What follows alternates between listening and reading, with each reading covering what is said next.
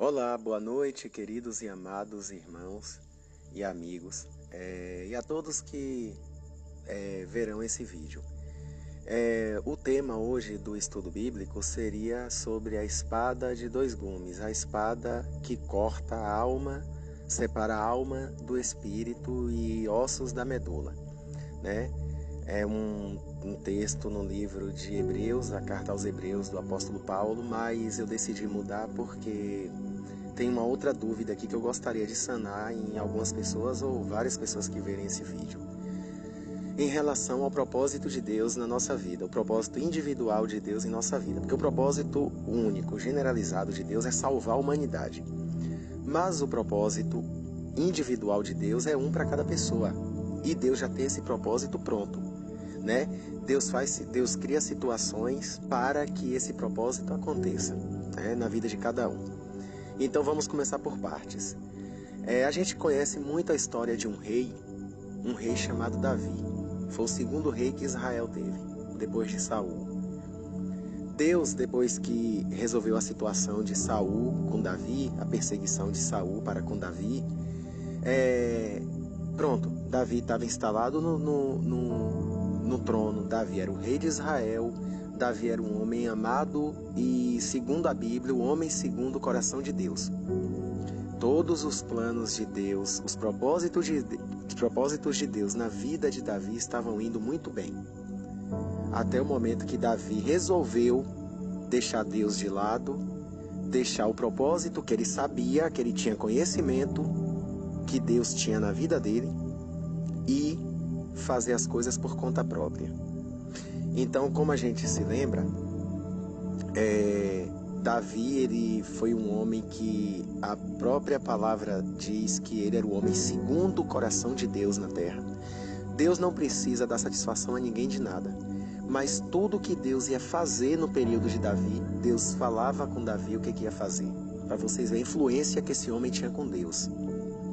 Só que Davi um dia, ao invés de estar cumprindo o propósito de Deus, que era estar no campo de batalha, apoiando o exército de Israel, que inclusive estava perdendo a guerra, estava tendo baixas, Davi decidiu por conta própria voltar para o palácio, não ir para a guerra, e um dia ele olhou para uma mulher casada, né, esposa inclusive de um soldado dele, e decidiu que aquela mulher seria dele de qualquer jeito. Ele, como rei, mandou chamar, enfim, Batseba, levou ela para o palácio e copulou com ela, usou-a, né? A teve como mulher. A gente conhece o final da história. Batseba engravidou e ele, para resolver a situação, ao invés de tentar chegar até Deus, chegar até o sacerdote, chamar o profeta e pedir orientação de Deus, o que Deus queria que ele fizesse a partir do erro infame dele, ele agiu por conta própria. Ele mandou matar o marido da mulher, para poder o escândalo não se espalhar, para poder o marido daquela mulher não denunciar ele, que ele tinha adulterado com a esposa, com Batseba. Ok? Aí Davi foi piorando a situação dele.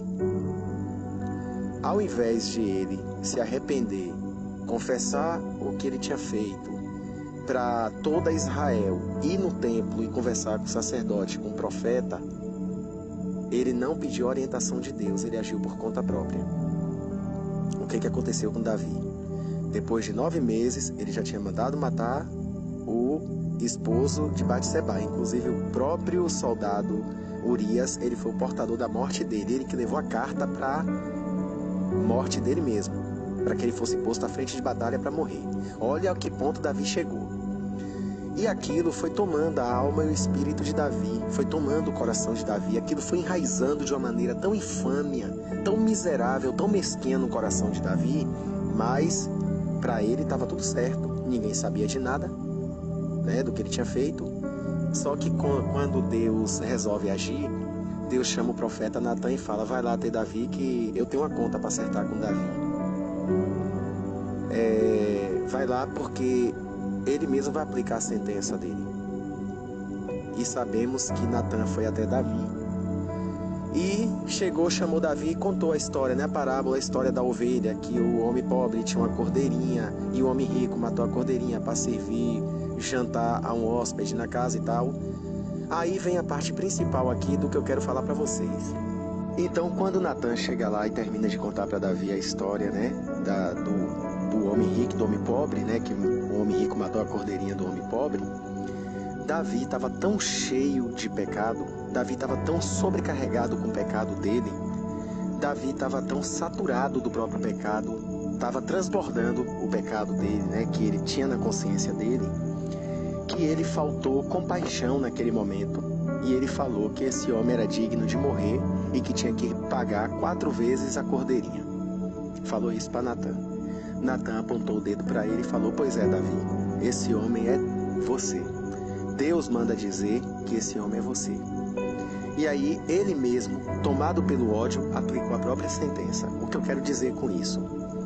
Que às vezes a gente está tão sobrecarregado com os nossos próprios pecados, que todo mundo tem, somos falhos, somos fracos diante do Criador, que o pecado do outro, ele aumenta numa proporção infinita. A gente não consegue, é inenarrável.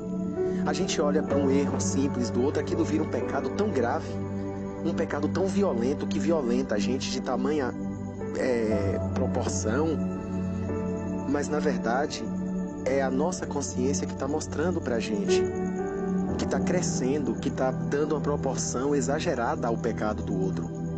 Eu vou dar um outro exemplo aqui para vocês, de quem anda segundo a vontade e o propósito de Deus. Deus mandou Abraão ir para uma terra desconhecida, que ele não conhecia. Quando Abraão chegou, depois de vários anos caminhando com Ló, o sobrinho dele, levou Ló, a família e os servos juntos, Abraão chegou e falou: ó Ló, temos aqui a direita e a esquerda, escolhe qual lado você quer ir. Ló escolheu um lugar de campos verdes, vastos, que tinha comida para os animais dele e tal, um lugar produtivo. Abraão foi em direção ao deserto. O que eu quero dizer com isso? Quando nós andamos com o propósito de Deus, a gente não se apressa a tomar decisões, a gente não tem pressa a fazer escolhas, porque a gente fica com o que Deus prometeu a gente anteriormente. Deus prometeu a Abraão essa terra 15, 20 anos antes. Caminharam todo esse tempo para chegar nessa terra que Deus prometeu a Abraão. Abraão, como líder do grupo, né? Abraão podia chegar lá e falar: ó Ló, eu vou ficar aqui com o campo verdejante, onde tem pasto, e tu fica com a parte aqui deserta.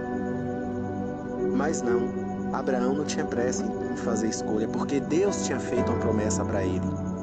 Deus tinha plantado a semente da promessa, do propósito no coração de Abraão. E quem anda com Deus não se apressa a tomar decisões que Deus não mandou. Deus só falou para Abraão que ele ia chegar numa terra e que era o lugar que ele ia habitar. Abraão não tinha o mínimo de pressa de chegar lá e escolher com que lado ele ficaria, com ambição, com vontade, desejo de realizar logo o propósito, porque o propósito não era dele, era de Deus. Ele deixou Ló escolher à vontade. Porém, ele sabia que no coração dele tinha um propósito de Deus.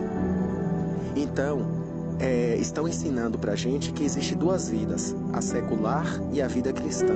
Mas é mentira. Existe uma vida para quem decidiu andar com Deus, que é a vida cristã. E quem anda segundo o propósito, a promessa feita por Deus através do Espírito Santo, não se apressa a tomar decisões, não olha nem para a esquerda nem para a direita. A decisão já está tomada pelo próprio Deus, porque se Ele prometeu, é o que Ele quer. Se Deus prometeu isso para a tua vida, pode durar 1 ano, 2 anos, 3 anos, 10 anos, é isso que vai ter que ser. Como durou 15 anos para Abraão. E Abraão não se apressou quando chegou diante da terra onde Deus falou: é aqui, Abraão, que eu te quero. Abraão não se apressou.